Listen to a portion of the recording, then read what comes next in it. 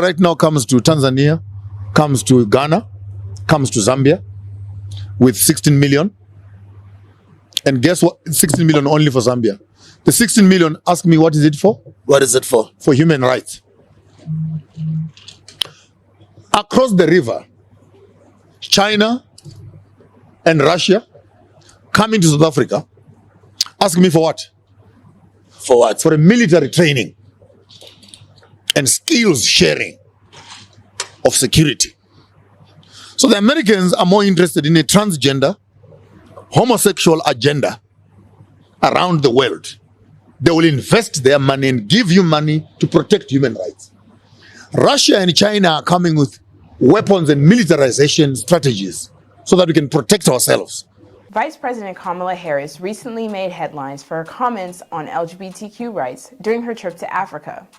Now, while some will praise Harris for speaking out on this important issue, others have criticized her for taking a stance, and it seems as though she's imposing Western values to African countries. I think the latter half is true. Africa has a lot to be concerned about when it comes to human rights, when it comes to the economy and building their country or building their continent. And the fact that the United States, in its own right, is talking about LGBTQ laws, it seems to be outrageous and ridiculous to me. They're coming at Africa and saying to Africa that they need to focus on human rights, but who makes the United States the moral standard? Who makes the United States so righteous when it comes to their ability to talk to other or tell other countries how to deal with their citizens?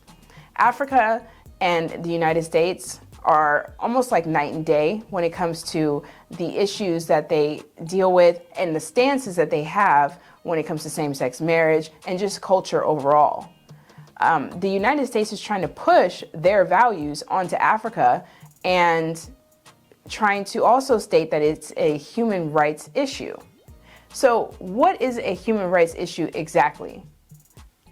And is America or the United States not guilty of violating human rights throughout not just the country, but the world? And why is it that they're trying to push this narrative specifically?